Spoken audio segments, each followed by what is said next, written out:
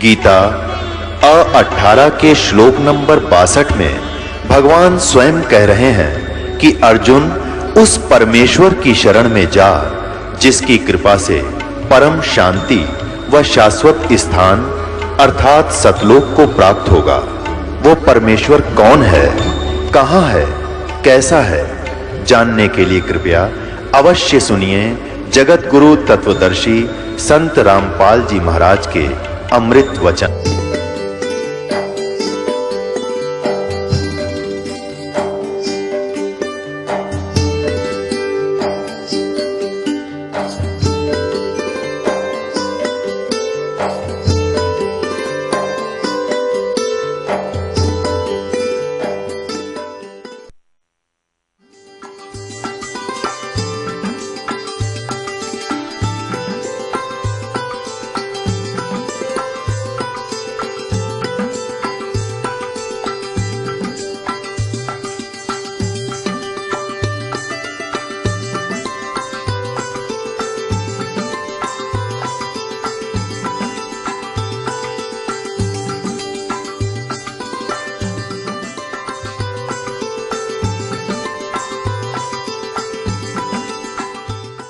ब्रह्मा जी ने पूछा, प्रभु आप देवताओं के अध्यक्ष, जगत के स्वामी और भूत भविष्य एवं वर्तमान सभी जीवों के एकमात्र शासक हैं।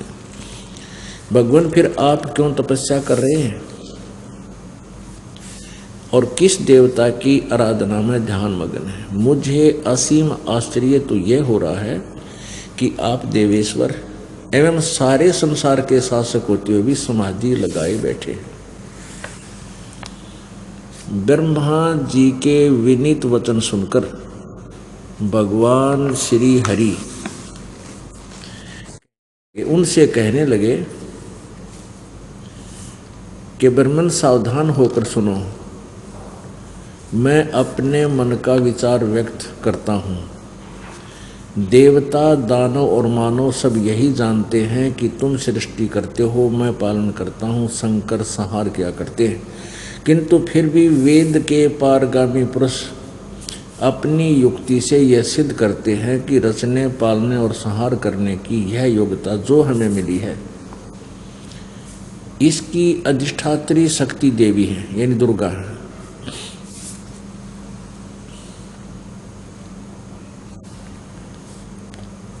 ब्रह्मा जी, हम सभी उस शक्ति के सारे अपने कार्य में सदा सफल होते हैं आए हैं।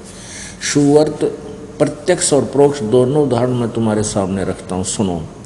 यह निश्चित है कि उस शक्ति के अधीन होकर ही मैं प्रलय काल में इस शेषनाग की सैया पर सोता और सृष्टि करने का अवसर आते ही जाग जाता हूँ। मैं सदा तप करने में लगा रहता हूँ, उस शक्ति के शासन से कभी मुक्त नहीं रहता। कभी अवसर मिला तो लक्ष्मी के साथ सुखपूर्वक समय बिताने का सौभाग्य प्राप्त होता है।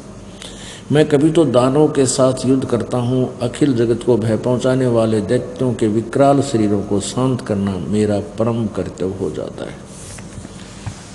और यहाँ देखो, मुझे सब प्रकार से शक्ति यानी दुर्गा के अधीन होकर रहना पड़ता है। उन्हीं भगवती शक्ति का यानी दुर्गा का मैं निरंतर ध्यान किया करता हूँ। ब्रह्मा जी, मेरी जानकारी में इन भगवती शक्ति से बढ़कर दूसरे कोई देवता नहीं। अब भगवान विष्णु जी ने फाइनल कर दिया कि मैं दुर्गा से ऊपर किसी भगवान को नहीं जानता, किसी देवता से परिचित नहीं हूं, और मैं दुर्गा की भक्ति करता हूं। आगे दुर्गा कहती है कि ब्रह्म की पूजा करो और सब बातें छोड़ दो। देखना, इससे सिद्ध होगा कि ब्रह्मा, विष्णु, शिव जी और नारद और व्यास जी, नारद जी और व्यास जी, इनको किसी को भी भक्ति मार्ग का कैसे का पता नहीं था। आगे देखना, ये 7वां स्कंध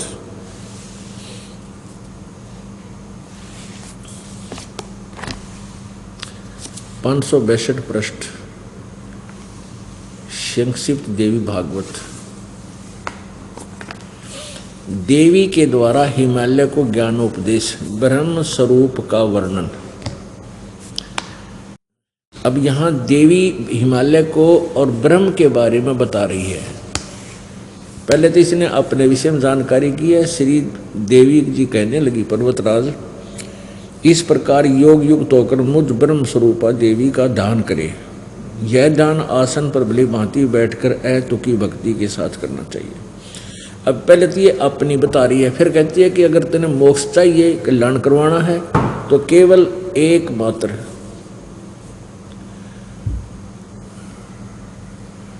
उस ब्रह्म का स्वरूप क्या है। अब कहती इस ब्रह्म की क्या स्वरूप है, यह बतलाया जाता है। जो प्रकाश रूप सबके अत्यंत समीप में स्थित हृदय रूप गुहा में स्थित होने के कारण गुहाचर नाम से प्रसिद्ध है और महान पद है। आगे देखो, वह समस्त प्रजा के ज्ञान से परे है, अर्थात किसी की बुद्धि में आने वाला नहीं है, ऐसा तुम जानो। जो परम प्रकाश रूप है, जो सूक्ष्म से भी अत्यंत सूक्ष्म है, जिसमें संपूर्ण लोक और इन लोकों में निवास करने वाले प्राणी स्थित हैं, वह यह अक्षर ब्रह्म है। अब दुर्गा का भी ज्ञान देखते रहियो, इस ब्रह्म को कितने अक्षर ब्रह्म का है, कितने परम अक्षर ब्रह्म का है, और फिर ब्रह्म भी कहती है। वही यह अक्षर ब्रह्म है, वही सबके प्राण है, वही सबकी वाणी है और वही सबके मन है।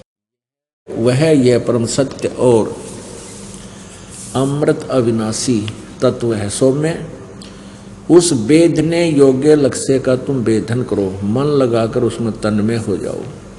सौम्य उपनिषद में कथित महान अक्षर रूप धनुष लेकर उस पर उपासना द्वारा तीक्ष्ण किया हुआ बाण संधान करो और फिर भावानुगत चित्त के द्वारा उस बाण को खींचकर उस अक्षर रूप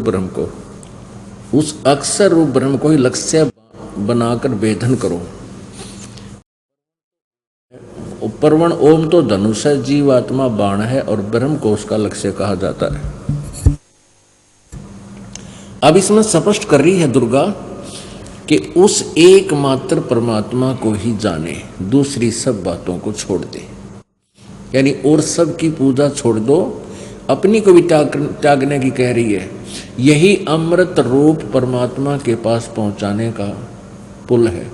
संसार समुद्र से पार होकर अमृत स्वरूप परमात्मा को प्राप्त कराने का यही सुलभ साधन है। इस आत्मा का ओम के जप के साथ ध्यान करो। इससे अज्ञान में अंधकार से सर्वथा परे और संसार समुद्र से पार जो ब्रह्म है उसको पा जाओगे, तुम्हारा कल्याण हो। अब यहां पर आ गई ब्रह्म, और यहां कह रही है परम अक्षर ब्रह्म, इसको अक्षर रूप ब्रह्म, यहां कह रही है अक्षर ब्रह्म,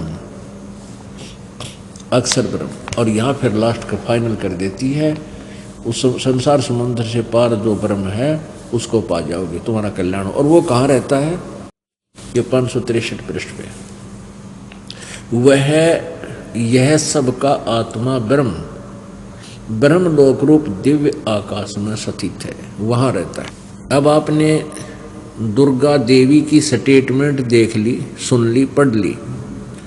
वो कहती है कि सभी पूजाएं त्याग दो, सब बातों को छोड़ दो, किसी और की पूजा मत करो, एक ओम का जाप करो और ब्रह्म को टारगेट बनाओ, उसको इष्ट रूप में। फिर तुम इस ओम नाम के जप से इस ब्रह्म को प्राप्त कर जाओगे, और वह ब्रह्म जो है ब्रह्म लोक में रहता है। गीता जी अध्याय नंबर 8 के श्लोक नंबर 13 में गीता ज्ञानदाता ब्रह्म बोल रहा है, श्री कृष्ण जी में प्रवेश करके। वो काल, इस ब्रह्म को काल भी कहते हैं। वो कह रहा 8 में जाएगा 13वें श्लोक में कि ओम इति एक अक्षरम ब्रह्म व्यवहारन माम अनुसमरन ये प्रयाति तजन देहम स याति परमाम गति। मेरा एक अक्षर ओम मुझ ब्रह्म का, माम ब्रह्म मुझ ब्रह्म का, ओम यह एक अक्षर है, उच्चारण करके सिमरन करता हुआ जो अंतिम श्वास तक, शरीर त्यागते समय तक इसका उच्चारण करता हुआ शरीर त्याग कर जाता है तो मेरे वाले लाभ को प्राप्त होता है, जो ब्रह्म से मिलने वाला लाभ है उसको प्राप्त हो जाता है। अब इससे सिद्ध हो गया कि गीता ब्रह्म बोल रहा है श्री कृष्ण जी में प्रवेश करके। फिर ये ब्रह्म कहता है 18वें अध्याय के 62वें श्लोक में कि अर्जुन तू सर्वभाव से उस परमेश्वर की शरण में जा जिसकी कृपा से तू परम शांति और शाश्वतम स्थानम यानी सदा रहने वाले सनातन परम धाम को प्राप्त होगा। उसके बारे में बताता है कि उसका मंत्र क्या है। गीता जी अध्याय नंबर 17 के श्लोक नंबर 23 में कहा है कि ओम तत्सत इति निर्देश ब्रह्मण त्रिविध समर्थय। ओम तत्सत इति निर्देश है। ब्रह्मण माने परम अक्षर ब्रह्म, सच्चिदानंद घन ब्रह्म का जो 3 मंत्र का जाप है, जिसमें ओम ब्रह्म का भी साथ चलेगा और तत् ये सांकेतिक है, सत भी सांकेतिक है। ये दास बता सकता है और कोई नहीं इसका अधिकारी आपको नाम देने का, वो गुप्त मंत्र है। तत् ये अक्षर ब्रह्म का है और सत ये परम अक्षर ब्रह्म का है। गीता जी अध्याय नंबर 8 के श्लोक नंबर 1 में अर्जुन ने गीता ज्ञान दाता ब्रह्म से पूछा कि हे भगवान, आपने गीता जी अध्याय नंबर 7 के श्लोक नंबर 29 में कहा है कि तत् ब्रह्म उस ब्रह्म को जानकर और सारे अध्यात्म ज्ञान को समझकर और सभी कर्मों से परिचित हो जाने के उपरांत वह व्यक्ति केवल जरा और मरण से, बुढ़ापे और मृत्यु से ही छूटने का प्रयत्न करता है। तो किम तत्ब्रह्म, उस तत्ब्रह्म को जानने के बाद प्राणी यहाँ से जरा और मरण से ही छूटने का प्रयत्न करता है, तो वो तत्ब्रह्म कौन है? 8वें अध्याय के प्रथम मंत्र में पूछा है। अर्जुन ने कहा कि किम तत्ब्रह्म, किम अध्यात्म, किम कर्म पुरुषोत्तम। इसका उत्तर गीता ज्ञान दाता ब्रह्म ने 8वें अध्याय के 3रे मंत्र में दिया है श्लोक में कि वह परम अक्षर ब्रह्म है, जो गीता ज्ञान दाता ब्रह्म से अन्य है। पुण्यात्माओं, दुर्गा ने संकेत कर दिया, ब्रह्म फाइनल बता दिया। अब ब्रह्म ने परम अक्षर ब्रह्म फाइनल बता दिया, परम अक्षर ब्रह्म। लेकिन उस परम अक्षर ब्रह्म की साधना के विषय में गीता ज्ञान दाता भी परिचित नहीं है, वो भी अल्पज्ञ है। उसके लिए 4थे अध्याय के 34वें श्लोक में गीता ज्ञान दाता कहता है कि उस तत्व ज्ञान को जिसके अंदर परमात्म तत्व का ज्ञान है, यानी परम अक्षर ब्रह्म के विषय में जानकारी है, वो 5वां वेद है। उस 5वें वेद को, उस तत्व ज्ञान को किसी तत्वदर्शी संतों के पास जाकर समझ, उनको दंडवत प्रणाम करने से, कपट छोड़कर प्रसन्न करने से वो तत्वदर्शी संत तुझे उस परमात्म तत्व का ज्ञान कराएंगे। तो इससे सिद्ध हो गया कि गीता ज्ञान भी इनकम्प्लीट है, लेकिन रॉन्ग नहीं है, गलत नहीं है।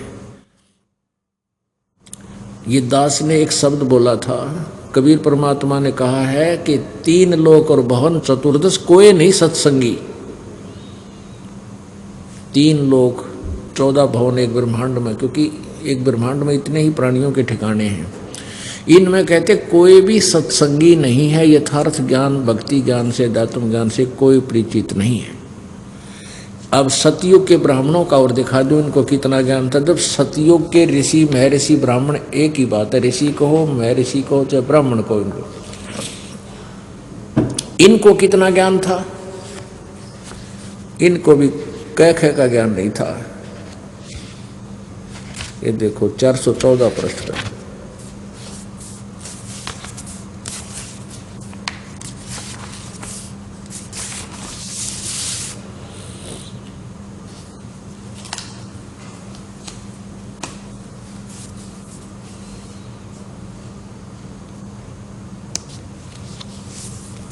ये देखिएगा 6ठा स्कंध,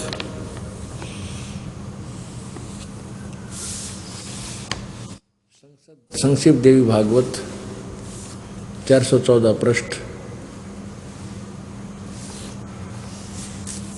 जन्मेजय ने पूछा, महाभाग किस युग में कैसा धर्म का स्वरूप है, इस संपूर्ण विषय को विशेष रूप से बताने की कृपा कीजिए। व्यास जी बोले, राजन, यह निश्चय है कि सतयुग में ब्राह्मण वेद के पूर्ण विद्वान थे। ये व्यास जी का ज्ञान का पता लगा। व्यास जी भी एक ब्राह्मणों में से एक है। यह निश्चय कि सतयुग में ब्राह्मण वेद के पूर्ण विद्वान थे। उनके द्वारा निरंतर भगवती जगदम्बिका की आराधना होती थी। भगवती का दर्शन करने के लिए उनका मन सदा ललायित रहता था। अब ये आलिया और अंत सतयुग के ब्राह्मणों को के ज्ञान का कि वे दुर्गा की पूजा करते थे। अब देखो, अब देखिएगा, इसी का यहाँ पढ़ रहे थे हम, यहाँ पढ़ा भगवती का दर्शन करने के लिए उनका मन सदा ललायित रहता था। और इन्होंने प्रत्येक गांव में शक्ति मंदिर का उद्घाटन हो, इस विषय की उनकी मन में बड़ी उत्सुकता थी। इन्होंने यूँ नाश किया, मंदिर बनवा दिए सारे। ये सतयुग के ब्राह्मणों ने ये भोली आत्मा मंदिरों तक सीमित कर दी। अब ये तो सतयुग के ब्राह्मणों का हाल है। अब क्या बताया है कि धर्म की यही सती थी, त्रेता में भी रही, परंतु कुछ ह्रास हो गया। सतयुग की जो सती थी वह द्वापर में विशेष रूप से कम हो गई। राजन, उन प्राचीन युगों में यानी कलयुग से पहले के युगों में जो राक्षस समझे जाते थे वे कलयुग में ब्राह्मण माने जाते हैं। क्योंकि अब के ब्राह्मण प्राय पाखंड करने में तत्पर रहते हैं। दूसरों को ठगना, झूठ बोलना और वैदिक धर्म कर्म से अलग रहना कलयुगी ब्राह्मणों का स्वाभाविक गुण बन गया है।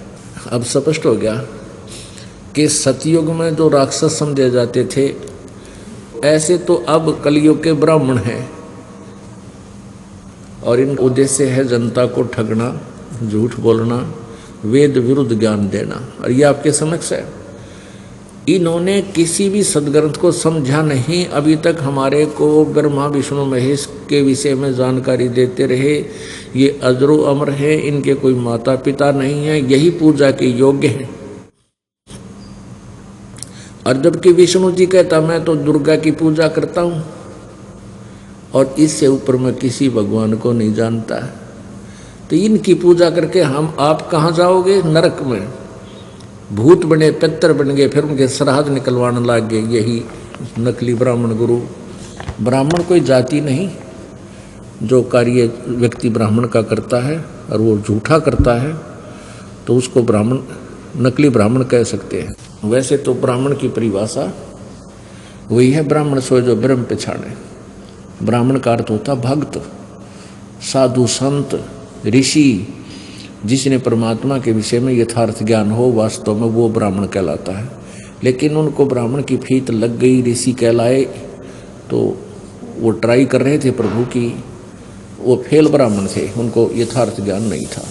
ब्रह्मा विष्णु महेश को अजरो अमर बताया करते थे ये। अब देखिएगा,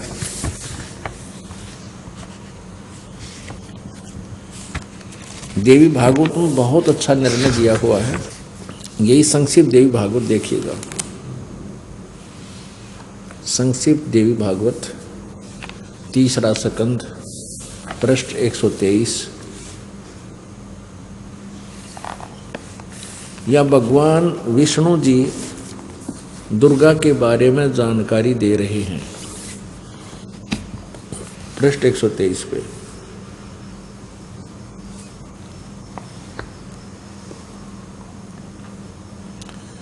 तुम शुद्ध स्वरूपा हो, यह सारा संसार तुम्ही से उद्भासित हो रहा है। मैं ब्रह्मा और शंकर हम सभी तुम्हारी कृपा से विद्यमान हैं। हमारा आविर्भाव माने जन्म, तिरोभाव में मृत्यु हुआ करता है। हमारा तो जन्म मृत्यु होता है, विष्णु जी बता रहे। ब्रह्मा जी और शंकर जी और अपनी सतीथि बता रहे हैं कि हम सभी तुम्हारी कृपा से विद्यमान हैं। दुर्गा की स्तुति करते हुए कह रहे हमारा आविर्भाव माने जन्म, तिरोभाव में मृत्यु हुआ करता है। हमारा तो जन्म मृत्यु होता है, हम अविनाशी नहीं हैं। केवल तुम ही नित हो, जगत जननी हो, प्रकृति और सनातनी देवी हो। भगवान शंकर बोले, देवी यदि महाभाग विष्णु तुम्ही से प्रकट हुए हैं, उत्पन्न हुए हैं, तो उनके बाद उत्पन्न होने वाले ब्रह्मा भी तुम्हारे ही बालक हुए। फिर मैं तमोगुणी लीला करने वाला शंकर क्या तुम्हारी संतान नहीं हुआ? अर्थात मुझे भी उत्पन्न करने वाली तुम ही हो। शिवे, संपूर्ण संसार की सृष्टि करने में तुम बड़ी चतुर हो। नीचे देखो,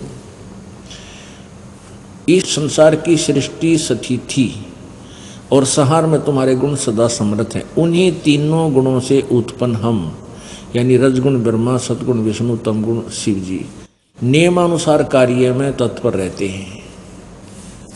अब इस सदग्रंथ के थोड़े से लेख ने कितना कंसेप्ट क्लियर कर दिया।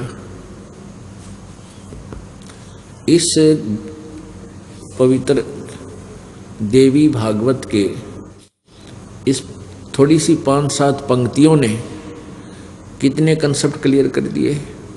एक तो ये कर दिया कि ब्रह्मा विष्णु महेश नासवान है, अविनाशी नहीं है, इनकी जन्म मृत्यु होती है। दूसरा ये कर दिया कि इनकी मां दुर्गा है। और तीसरा ये कर दिया कि रजगुण ब्रह्मा, सतगुण विष्णु, तमगुण शिव जी, एक एक गुण से उत्पन्न है, ये परिपूर्ण है। और चौथा ये कर दिया कि ये केवल नियमित कार्य ही कर सकते हैं, ये किसी के संस्कार में परिवर्तन नहीं कर सकते, वर्क डन ही दे सकते हैं, जैसा कर्म जिसने किया वैसा ही दे सकते हैं। और पूर्ण परमात्मा हमारे सर्व अपराधों का नाश करके और हमारे पाप का नाश करके हमें केवल सुख ही सुख दे सकता है। उसमें ये परम शक्ति है, वो उसके हाथ में, सब भाग्य उसी के हाथ में है। तो हम जब उसकी शरण में आ जाएंगे तो उसके पास एक पावर है। हमारी सच्ची लगन देखने के उपरांत वो परमात्मा हमारे सब पापों का नाश करके और हमें पूर्ण रूपेण सुखी बना देता है। तो वो परमाक्षर ब्रह्म है, वो कबीर देव है जो बनारस में 600 वर्ष पहले लगभग आए थे और 120 वर्ष तक इस साधारण मनुष्य की तरह काम करके अपनी लीला करके चले गए और ये तत्व ज्ञान का प्रचार करके और लिपिबद्ध करवा के चले गए। अब इस दास को भेजा है उस गूढ़ ज्ञान को आप तक पहुंचाएं और समझाएं। अभी तक न तो कबीर पंथी इस गूढ़ ज्ञान को समझ सके और न ही उनके पास यथार्थ भक्ति विधि है, जिस कारण से वे भी परमात्मा की प्राप्ति नहीं कर सकते। उन सभी को यहाँ आकर इस दास के पास आकर के उपदेश दीक्षा लेनी पड़ेगी, क्योंकि एक समय में गुरु एक ही होता है, सतगुरु एक ही होता है। क्योंकि परमात्मा कबीर जी जब स्वयं आए थे उनके 64 लाख शिष्य थे और उन्होंने स्वयं ही सबको उपदेश दिया था और किसी को भी अपने पैरेलल समय में उपदेश का अधिकारी नहीं बनाया था। तो इससे सिद्ध है कि एक समय में सतगुरु एक ही होगा। बाकी ते नकली गुरु थे, तो हमें भ्रमित कर रहे थे, इनके पास कख भी नहीं था भक्ति का। और बुद्धिमान व्यक्ति शीघ्र समझ जाते हैं परमात्मा की यथार्थ लीला को, क्योंकि आजकल भक्त वृंद शिक्षित हो गया। शिक्षा का मूल उद्देश्य परमात्मा का यही था कि ये शिक्षा ग्रहण करके जिन सदग्रंथों को ये सच्चा मानते हैं उन्हीं में परमात्मा की महिमा आंखों देख ले वो क्या बताते हैं। और उनको क्या लोकवेद सुना रखा था, क्या दंत कथा सुना रखी थी, फिर अपने आप भिन्नता हो जाएगी और भिन्नता हो करके फिर ये अपने आप मुझे पहचान लेंगे। वैसे तो पुण्यात्माओं शिक्षा की कतई आवश्यकता नहीं थी। इस शिक्षा के अंदर अनेक दोष हैं, चतुर बना देता है, बेईमान बना दिए, हमारे को इतना गिरावट में आ गए हम। और पिछले इतिहास को देखो, शिक्षा केवल एक वर्ग ग्रहण करता था जो ब्राह्मण कहलाते थे, वो भी इसलिए कि हम वेदों को समझें, वेदों सदग्रंथों को पढ़ें समझें और जनता को सत्संग के दौरान उनका यथार्थ ज्ञान उनको बता दें। फिर इस गीता जी में लिखा है कि शिक्षित और अशिक्षित दोनों परमात्मा प्राप्ति कर सकते हैं। शिक्षित विद्वान जो व्यक्ति होता है वो सदग्रंथों को पढ़े, यथार्थ ज्ञान को समझे और अशिक्षितों को उन्हीं की लैंग्वेज में, साधारण भाषा में उनको ज्ञान बता दे, वो भी भक्ति कर सकते हैं। मंत्र का जाप ही तो करना है, मंत्र का जाप करना है, नियम में रहना है, मर्यादा के अंदर रहना है, तो दोनों पार हो सकते हैं, विद्वान भी और अविद्वान भी। शिक्षा का उद्देश्य केवल रोजी रोटी ही रह गया। उद्देश्य उसका यही होता है कि सरकारी जॉब में लगी तो कई हजार रुपये पेंशन होगी, और नहीं तो अपने प्राइवेट क्लिनिक बनाऊंगा तो उसमें भी खूब कमाई कर सकता हूँ, 2 के 20 बना लूँगा, 2 के 100 बना लूँगा, ये उद्देश्य होता है। ऐसे ही बच्चे पढ़ते हैं कोई किसी भी उस उद्देश्य से, ठीक है, जहाँ उनका दाव नहीं लगता, वो पोस्ट कुछ ऐसी हैं तो वो तो अपने आप सौभाग्य है उनका कि जो जहाँ उन्होंने 2 नंबर का काम करने का चांस नहीं, अन्यथा सभी की यही टेंडेंसी बन गई वर्तमान में कि रिश्वत को उन्होंने अपना एक अंग बना लिया। और पहले क्या था कि रिश्वत को विष मानते थे, और विष है भी, लेकिन अनजानपने में इस विष को अब खाना प्रारंभ कर दिया, जिससे किसी के घर में शांति नहीं, किसी के भी घर में। रिश्वत का पैसा, लूट का, चोरी का, ठगी का, मिलावट का, ये पैसा जिस घर में प्रयोग होता है उस परिवार को विष देने की आवश्यकता नहीं पड़ेगी। एक समय ऐसी स्थिति उस परिवार की आ जाएगी। तो इस तत्व ज्ञान से, सत्संग से हमें पता चलता है कि कौन से कर्म करने चाहिए, कौन से ना करने चाहिए। तो सत्संग के अभाव से प्राणी इस भयंकर पाप को इकट्ठा ही करता रहता है। सौभाग्य है उन पुण्य आत्माओं का जिनको सत्संग मिलता है और सत्संग संत से होता है। असंत भी सत्संग करते हैं, वो संत भी कहलाते हैं, लेकिन उनको यथार्थ ज्ञान ना होने से वो पूरे विश्व को भ्रमित करते हैं। क्या बता रहे हैं? ग्रीब धन जननी धन भूमि धन, धन नगरी धन देश, धन करणी कुल धन कुल धन, जहाँ साधु परवेश। आदरणीय गरीबदास साहिब जी, परमेश्वर कबीर जी यानी परम अक्षर ब्रह्म का साक्षात्कार करने के उपरांत ये वही ज्ञान बोल रहे हैं जो परमात्मा ने उनके अंतःकरण में फीड कर दिया। अब क्या बता रहे हैं कि धन जननी धन्य भूमि धन्य, और धन्य नगरी धन देश, धन करनी धन कुल धन, जहाँ साधु प्रवेश। कि जिस नगर में संत, परम संत आ जाते हैं तो वहाँ की पुण्य आत्माओं के कहते धन्य है उनके माता पिता जिनसे जन्म हुआ। धन जननी धन भूमि धन्य, वो अक्षेत्र, वो भूमि, वो पृथ्वी भी धन्य है। और धन नगरी धन देश, धन वो नगरी और धन्य है वो देश। जैसे इस भारतवर्ष में परमात्मा कबीर जी स्वयं आए और फिर इस दास को अब भेज दिया अपना पेंडिंग काम पूरा कराने के लिए। तो ये भारतवर्ष भी धन्य है। धन जननी धन भूमि धन्य, धन्य नगरी धन देश, धन्य करणी धन्य कुल धन्य, जहाँ साधु प्रवेश। आपकी करनी माने पिछले जन्म जन्मांतर की शुभ कमाई, वो भी धन्य है जिसके कारण आपको ये सत्संग और ये संत, ये दास का यहाँ दर्शन होना सुलभ हुआ। क्योंकि संत के दर्शन के लिए आए हो तो आपको ज्ञान भी सुनाया जाता है। धन जननी धन कुल धन, धन नगरी धन देश, धन्य करनी धन्य कुल धन्य, जहाँ साधु परवेशी। अब इस अमृतवाणी को आप आसानी से समझ सकोगे क्योंकि आपने बहुत सत्संग सुन लिए हैं। ग्रीव संत सुरसरी चलत है, मारो देश बहमत, बागड़ मंज बिलास होवे, नदी सुरसरी संत। सुरसरी कहते हैं गंगा को।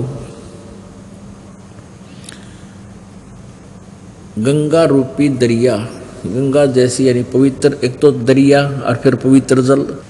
कहते हैं संत सुरसरी चलत है और मारू देश बहंत, बागड़ मंद बिलास हुए नदी सुरसरी संत। जैसे जिस क्षेत्र में, मारू क्षेत्र में दरिया नहीं थी, नहर नहीं थी, और वहाँ नहरें निकाल दी गई सरकार के द्वारा। पहले उस क्षेत्र के नागरिकों का जीवन स्तर और उस नहर के जाने के बाद का जीवन स्तर दिन रात का अंतर हो गया। पहले तो उनको आहार भी समय पर नहीं मिलता था, 3-3 2-2 मंजिल की कोठियाँ बना रखी हैं, फुहारे ला रखे हैं, यानी इतने समृद्ध हो गए वो। ऐसे ही जिस क्षेत्र में परम संत परमात्मा भेजता है या प्रभु स्वयं भी आते हैं, तो कहते हैं वो संत रूपी दरिया इस मारू क्षेत्र में, मारू क्षेत्र वो होता है जहाँ पहले जल का अभाव हो, बिल्कुल अभाव। तो ये सत्संग रूपी जल का अभाव, ये यथार्थ, ये मीठे जल का अभाव था। यानी सत्संग तो बहुत सुनते थे, ये खारा पानी तो बहुत था, लेकिन ये मीठा जल यानी सत्संग रूपी जल उस संत रूपी सुरसरी यानी दरिया में ही मिल सकता है। तो वो संत रूपी दरिया जहाँ से बहती है, जहाँ पर वो चल रही है, तो वहाँ आसपास के अक्षेत्र की पुण्यात्माएं उस कुंड के पास आकर के और फिर अपने अंतःकरण की सिंचाई कर लेते हैं और फिर वो सभी सुखी हो जाते हैं उस परमात्मा के सत्संग रूपी जल की सिंचाई से। आपके अंतःकरण में भगवान की भक्ति रूपी फसल बन जाती है, तैयार होती है। संत सुरसरी चलत है मारू देश बहंत, धन करणी धन कुल धन जहाँ साधु, धन जननी धन भूमि धन, धन नगरी धन देश, धन करणी धन कुल धन जहाँ साधु परवेश। ग्रीव संत सुरसरी चलत है ये मारू देश बहंत, बागड़ मंज बिलास होए नदी सुरसरी संत। बागड़ उस क्षेत्र को कहते हैं जहाँ जल का अभाव हो, दरिया ना हो, उसको बागड़ क्षेत्र बोलते हैं। तो कहते हैं उस बागड़ में भी नदी नहर जाने के बाद सबके ठाठ हो जाते हैं। ऐसे ही संत रूपी सुरसरी जिस क्षेत्र में बह रही होती है, यानी वहाँ सत्संग की गंगा बह रही होती है, और जो उसके लाभ उठाते हैं वो पहले तो उसके अभाव में मारू थे, फिर उस मारू क्षेत्र यानी उन हृदयों में भी भगवान की प्रेम की लहर और भक्ति की उमंग और परमात्मा की शक्ति उनके अंदर संचरित हो जाती है, वो सुखी होने लग जाते हैं। गरीब साईं सरीखे देख ले प्रतावे जय कोई, सप्तकोश जल चढ़ गया जहाँ साधु मुख धोवे। सकल मेदनी मर गई शब्द न पूठा फेर, शब्द कोश क्या बात है डूबो मेर सुमेर। गरीब ऐसे साधु संत जन पार ब्रह्म की जात, सदा रते हरि नाम स्यो अंतर नाही गात। गरीब साध अगाध अपार जन परमानंद सो प्रीत, कहबत के तो संत है वे अवगत अलख अतीत। महिमा की जय संत की तन मन धन सब दे, सिर मांग टाला नहीं मोर ध्वज लख ले। अपने आत्मा इन नकली संतों ने ओरिजिनल संतों की भी महिमा को डाउन कर दिया। इस वाणी में, अमृत वाणी में, सूक्ष्म वेद की अमृत वाणी में क्या बताया है कि महिमा की जय संत की तन मन धन सब दे। ओह, संत अगर आपको मिल जावे, कहते हैं उनका सत्कार कर, उनको तन मन धन न्योछावर कर दे, और सिर मांगे, शीश भी मांगे तो टाला नहीं, मना नहीं करे। मोर ध्वज लख ले, राजा मोर ध्वज के घर पे श्री कृष्ण और अर्जुन भेष बदलकर साधु रूप में गए थे। राजा मोर ध्वज अपने पुत्र ताम्र ध्वज को राज्य गद्दी प्रदान करने की शिरोमणि कर रहा था, राज्याभिषेक करना चाहता था। तो उस समय उसने एक यज्ञ कर रखी थी। उसमें श्री कृष्ण जी और अर्जुन भेष बदलकर चले गए साधु रूप बना के। पहले संत जो होते थे उनकी वचन में शक्ति होती थी, सिद्ध पुरुष हुआ करते थे, और उसमें के नागरिक भी उन संतों के वचन को फाइनल मानते थे। मोरध्वज राजा से श्री कृष्ण जी ने कहा, उन्होंने एक माया का शेर साथ बना लिया, सिंह, और कहा कि मेरे शेर को मांस खिला। ये किसी मतलब जानवर का मांस नहीं खाएगा, ये मनुष्य का मांस खाता है। और मनुष्य में भी समझ ले कि कहीं किसी पल्लेदार न पकड़ जावे, नहीं, ये तेरे परिवार के एक सदस्य का मांस खाएगा, और जो सदस्य आज इस शेर का, हमारे सिंह का आहार बनेगा, वो सीधा स्वर्ग को जाएगा। तो उस समय संत होते थे वो परमात्मा तुल्य ही होते हैं। जैसे श्री कृष्ण जी की शब्द में भी शक्ति है, और समय रहते हुए वो किसी भी व्यक्ति को ये लीला की थी, मोर ध्वज ताम्र ध्वज को आरे से चिरवा दिया, जीवित कर दिया। इतनी शक्ति संत में, आम जो सही संत होते हैं उनमें मिल जाती है। तो उस समय के व्यक्तियों को ये विश्वास था कि संत जो होता है वो जो बोलता है उसका आगे का पालन करना चाहिए, वो मिथ्या नहीं होता। तो उन्होंने फाइनल मान लिया कि आज जिस भी प्राणी की मृत्यु होगी, यानी जिसका भी सिंह को मांस खिला जाएगा, वो स्वर्ग जाएगा। और स्वर्ग पाने के लिए तो मृत्यु तो होनी ही है, इतना ज्ञान था उनको, और इतना आसानी से स्वर्ग मिल रहा है, ऐसा सु और सब फिर नहीं मिलेगा। इस बात को सच्ची मानकर, संतों की वचन को सत्य मानकर, तीनों जनों ने अपने अपना सिर देने के लिए पहल की। श्री कृष्ण जी के आदेश से फिर मोर ध्वज के पुत्र ताम्र ध्वज को आरे से चिरवाया गया। माता पिता ने बेटे को चीरा, और ये कंडीशन रख दी थी कि आंखों में आंसू नहीं आना चाहिए तुम्हारे। यदि तुम्हारे आंखों में आंसू आ गया, तुम्हारी सच्ची श्रद्धा नहीं होगी, और कच्ची श्रद्धा वाला स्वर्ग नहीं जा सकता। कहने का भाव ये है कि वो लड़का चिरवा दिया और फिर उसको जीवित कर दिया श्री कृष्ण जी ने। अर्जुन को ये दिखाना था, अर्जुन के मन में ये दोष आ गया था कि मैं इस भगवान की सेवा सबसे अधिक करता हूँ, श्री कृष्ण जी की, और मेरे जैसा सेवक आज्ञाकारी कोई नहीं हो सकता।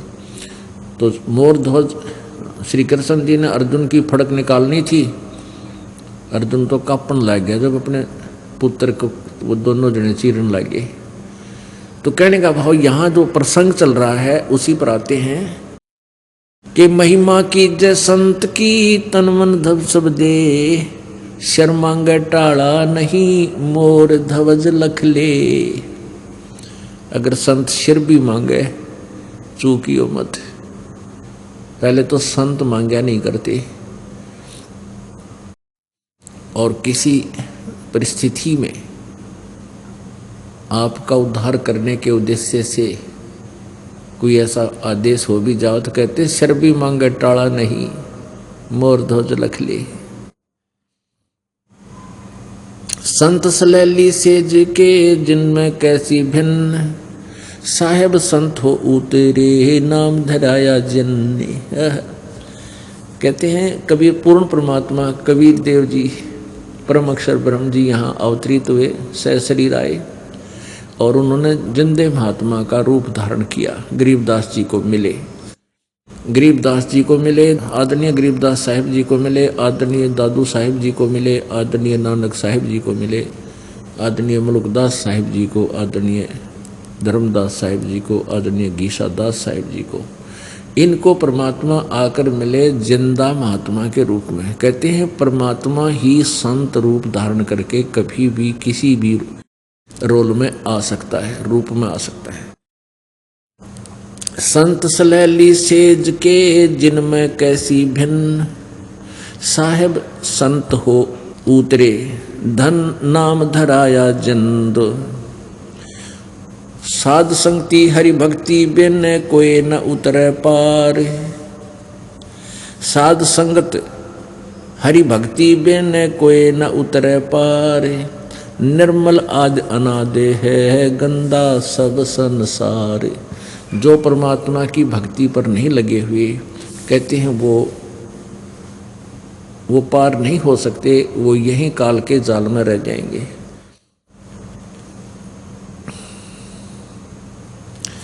साध साध सब कोई कहें साध सुमत से जान, और कुमत कुमावे जीव है जैसे जल पासान। सब संत संत कहलाते हैं, लेकिन संत वही होता है जिसमें सुमति हो। सुमति माने यथार्थ ज्ञान हो जिसके पास, और कुमत कमावे, खोटे कर्म करे वो तो जीव होता है, चाहे वो किसी भी पदवी को प्राप्त किए बैठा है। कुमत करावे कुमावे जीव है जैसे जल पाषाण। साध साध सब को एक है साध सुमत से जान, कुमत कुमावे जीव है जैसे जल पाषाण। जो जल में पाषाण है बीजत नाही अंग, चकमक लागे अग्नि है कहा करे सत्संगे। अब क्या बता रहे हैं कि जैसे पत्थर को और जल में डाल दे, चाहे समुद्र में डाल दे, दरिया में डाल दे, और उसको चाहे 100 वर्ष के बाद निकाल लो, और निकाल कर फिर उनको एक दूसरे से टच कर दो, नो की नो चिंगारियां फटेंगी, उसमें से चिंगारी निकलेगी, वो शीतल नहीं हुआ। तो क्या बताते हैं कि जो निकम्मी आत्मा है वो ज्ञान सुनते भी हैं, सत्संग करते भी हैं, और साधु संत भी कहलाते हैं। उनको 10-10, 20-20, 30-30 वर्ष भी हो गए सत्संग सुनते करते कराते साधु संत बनियाने, और फिर भी जरा सा उनको छेड़ दे आग पटेगी, इतना क्रोधित हो जाएंगे, पता नहीं के शराप दे दें, कितना बुरी तरह जुल्म करते। जैसे एक समय कुंभ का पर्व हुआ, हरिद्वार के अंदर हर पैड़ी पर भी का संयोग हुआ।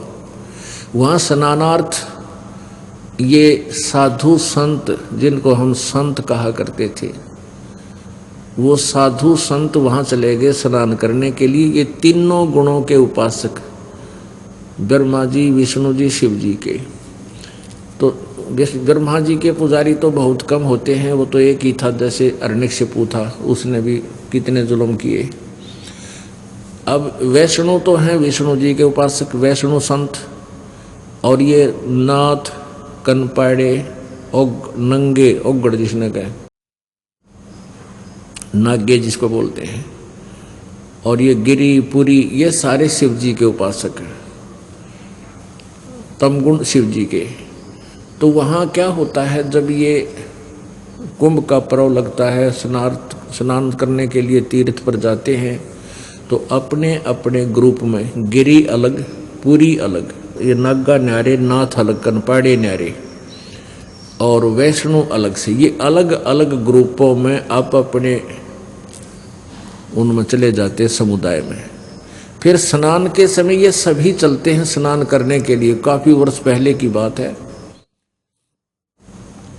तो सबसे पहले नागा पहुंच गए हरिद्वार, हर की पैड़ियों पर स्नान करने के लिए। उस पर भी कोई समय निर्धारित किया जाता है कि इस समय जो नहावेगा, इस समय से इस समय तक ये शुभ समय रहेगा, इसके दौरान जो स्नान कर लेगा उसका मोक्ष हो जाएगा।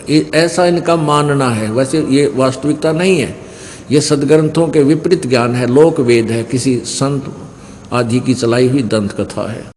फिर भी वो स्नान करने के लिए वहाँ चले गए। तो पीछे से वैष्णु साधु आगे।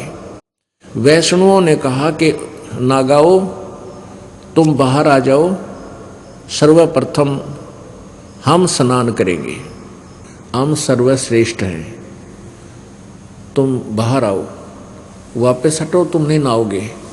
नागाओं ने कहा कि हम सर्वश्रेष्ठ हैं और हम नि इच्छा हैं, हम बिल्कुल त्यागी और बैरागी हैं, हम तन पे वस्त्र भी ग्रहण नहीं करते, हम कोई वस्तु संग्रह नहीं करते, हम सर्वश्रेष्ठ हैं, प्रथम स्नान हम ही करेंगे इस कुंभ के पर्व में।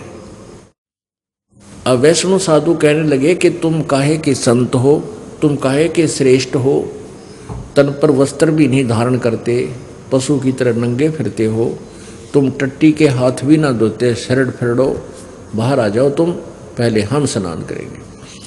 अभी ऐसी उनकी फिर इतनी ही देर बात में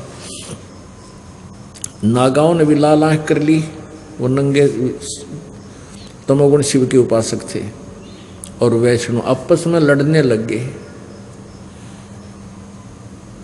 तीर निकाल लाए, तलवार निकाल लाए, कटारी नो सीधे छोटे गोपे एक दूसरे की गर्दन काट दिए, बुड़कियाँ खावें, जिसके बाल ठहगे बाल पाट दिए।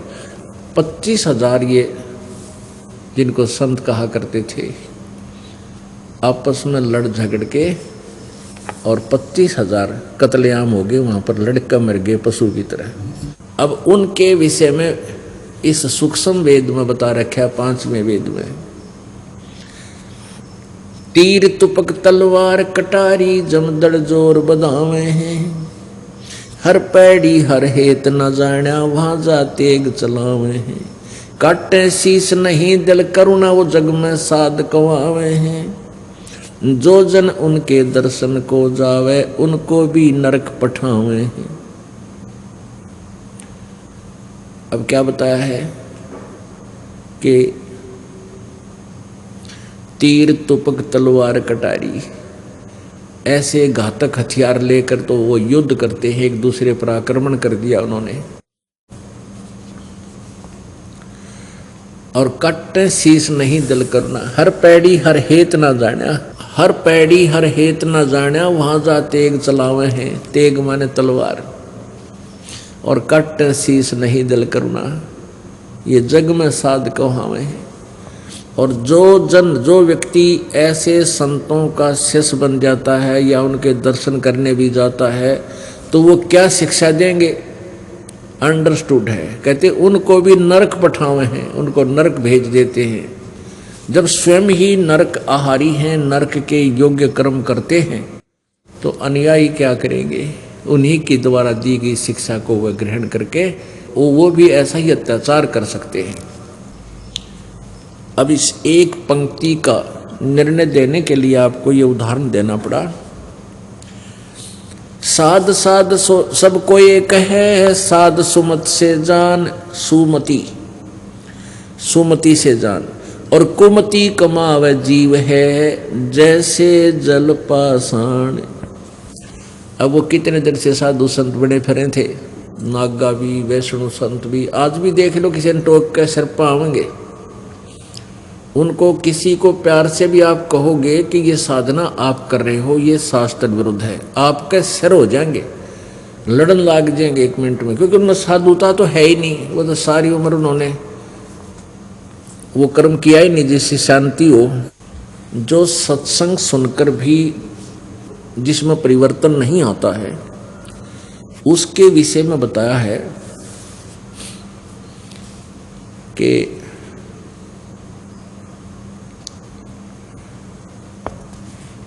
कोट वर्ष कर संगत संतों की, पत्थर का जल में के बीजे, चंदन बन में रंग ला दे, एक बांस बिटम भी ना सीजे।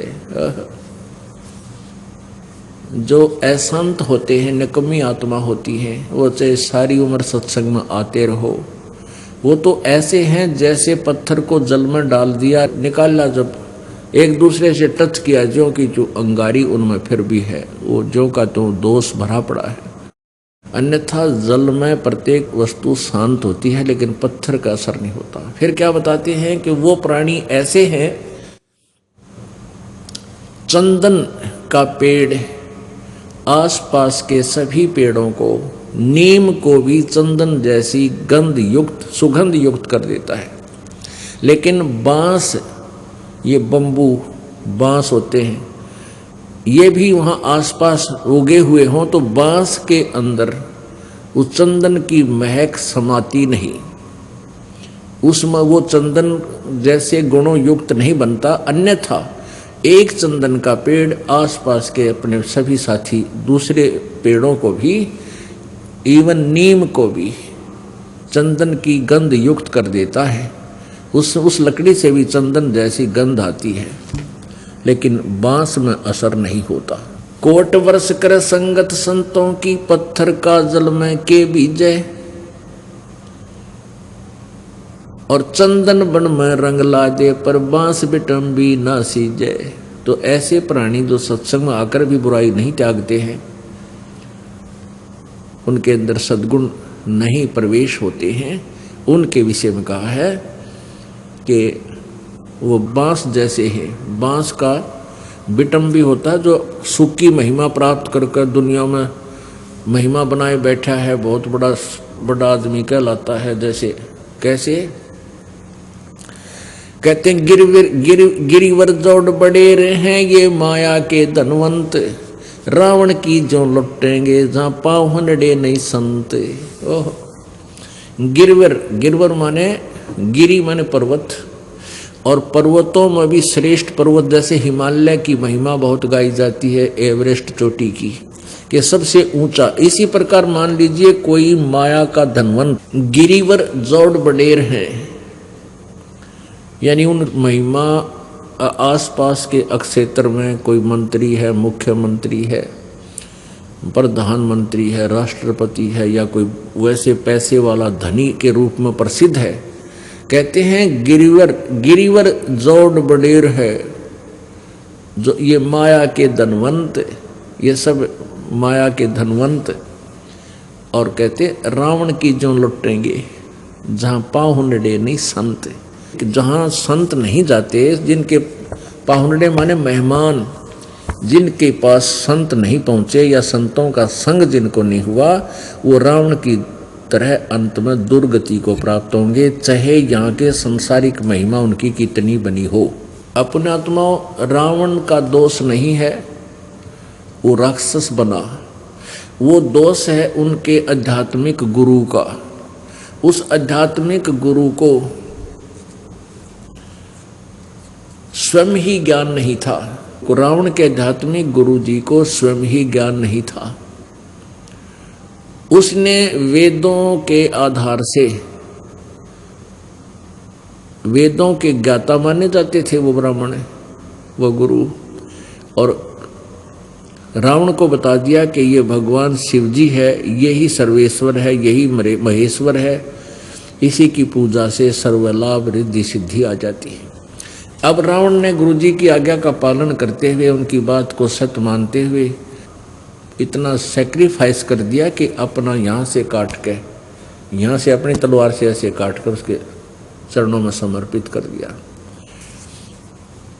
और उसको भगवान शंकर जी ने वापस दे दिया। फिर 10 बार ऐसे चढ़ा, 10 बार इसको वापस जीवित कर दिया। अपने आत्माओं, इतनी शक्ति इन महापुरुषों, इन त्रिलोकी नाथों में है कि जिसका जीवन शेष है और जो इन पर समर्पित होकर के कुर्बानी करता है, तो ये उसके जीवन को वापस दे सकते हैं और सिद्धि रिद्धि भी दे सकते हैं। लेकिन ये सभी इस जीव के शत्रु हैं।